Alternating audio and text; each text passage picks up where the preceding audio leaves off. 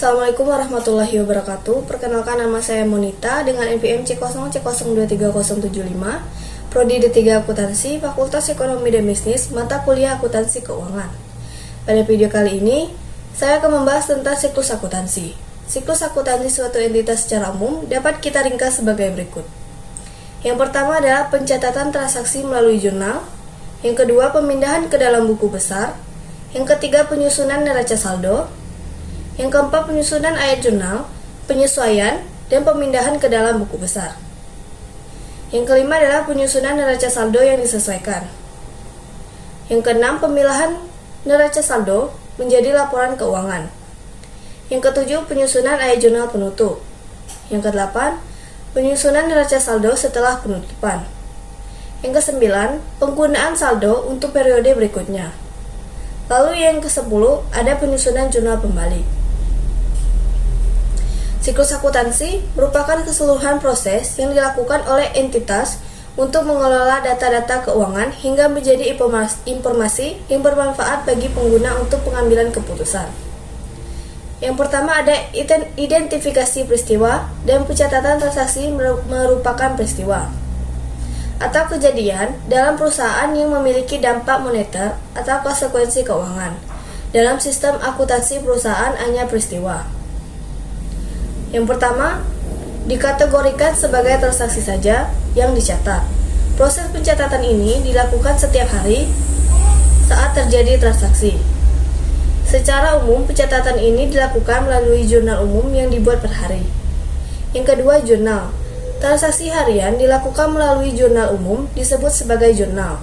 Secara kronologis, berdasarkan tanggal, bentuk jurnal yang umum adalah sebagai berikut, yaitu kolom referensi diisi dengan nomor akun seperti yang tertera pada baga akun atau chart of akun. Entitas biasanya setelah dilakukan posting sebagai tanda bahwa akun terkait sudah dipindahkan ke dalam buku besar. Yang ketiga, posting.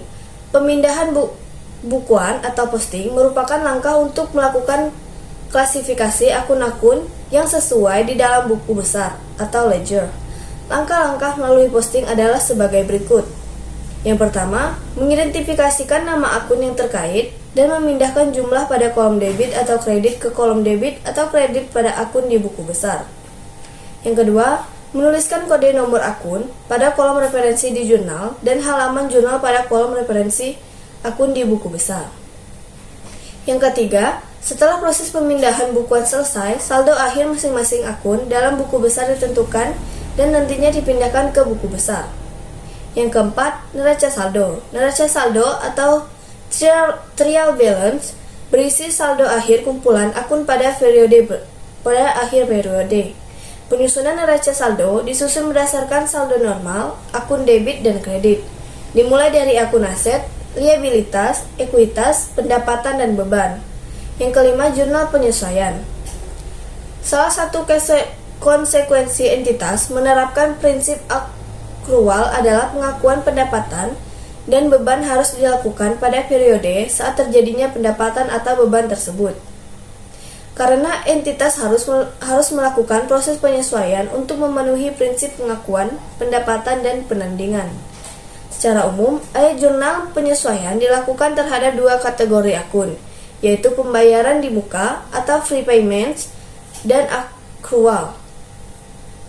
Hal yang termasuk dalam kategori pembayaran di muka adalah sebagai berikut. Yang pertama, beban dibayarkan di muka, yaitu seluruh beban yang telah dibayar secara tunai, namun masih belum dimanfaatkan atau digunakan, dan dicatat sebagai aset. Yang kedua, pendapatan diterima di muka, yaitu seluruh pendapatan yang telah diterima secara tunai, namun jasa atau barang masih belum diserahkan, dan dicatat sebagai liabilitas. Akuntansi keuangan menengah berbasis PSAK. Sedangkan akrual meliputi sebagai berikut. Yang pertama, pendapatan yang belum diterima, yaitu seluruh pendapatan yang telah diselesaikan penyerahan jasa atau barang terkait, namun belum diterima pembayaran tunainya atau bahkan belum dicatat. Yang kedua, beban yang belum dibayar atau beban yang harus dibayar, yaitu seluruh beban yang sudah terjadi atau dimanfaatkan atau digunakan, namun belum dibayarkan secara tunai. Selanjutnya ada penyesuaian atas pembayaran di muka. Untuk penyesuaian atas pembayaran di muka, secara umum entitas akan mengakui beban atau pendapatan terkait pada periode berjalan. Dengan kata lain, beban dibayarkan di muka akan diakui menjadi beban dan pendapatan diterima di muka diakui sebagai pendapatan. Posting ayat jurnal penyesuaian. Seluruh ayat jurnal penyesuaian yang dibuat harus dipindahkan ke dalam buku besar masing-masing akun. Setelah proses posting selesai dan saldo akun baru telah ditetapkan, barulah tahap siklus akuntansi berikutnya dimasuki, yaitu penyusunan neraca saldo disesuaikan. Laporan keuangan, neraca saldo disesuaikan yang telah disusun segera dipilahkan agar dapat disusun menjadi laporan laba rugi, komprehensif, laporan perubahan saldo laba, dan laporan posisi keuangan. Kertas kerja. Untuk mempermudah sekaligus meningkatkan akurasi penyusunan laporan keuangan, terutama dalam penyusunan secara manual, maka perbuatan neraca saldo, jurnal penyesuaian neraca saldo disesuaikan hingga pemilahan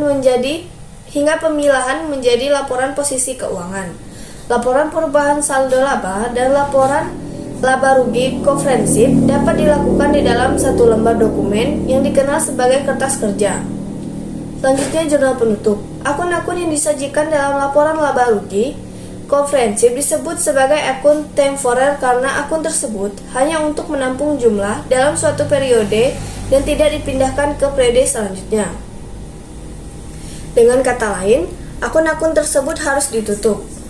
Penutupan akun ini dilakukan dengan memindahkan ke dalam jumlah akun saldo laba melalui satu akun perantara yang dikenal sebagai ikhtisar keuangan atau income summary. Nantinya akun ikhtisar keuangan ditutup ke akun saldo laba. Ditutup namun langsung ke akun. Tidak hanya akun laba rugi, akun dividen juga perlu saldo laba. Selanjutnya, neraca saldo sesudah penutupan. Setelah seluruh akun temporer tertutup atau ditutup, akun yang masih bersaldo adalah akun real yang biasanya muncul di laporan laba rugi komprehensif. Seluruh akun real ini kemudian disusun menjadi neraca saldo sesudah penutupan. Seluruh daftar saldo yang ada ini nantinya dapat digunakan pada periode selanjutnya. Selanjutnya adalah jurnal pembalik. Beberapa transaksi yang dibayarkan di periode berikutnya seringkali terkait dengan transaksi yang diakui pada periode sebelumnya. Sekian video tentang siklus akuntansi saya. Saya akhiri. Wassalamualaikum warahmatullahi wabarakatuh.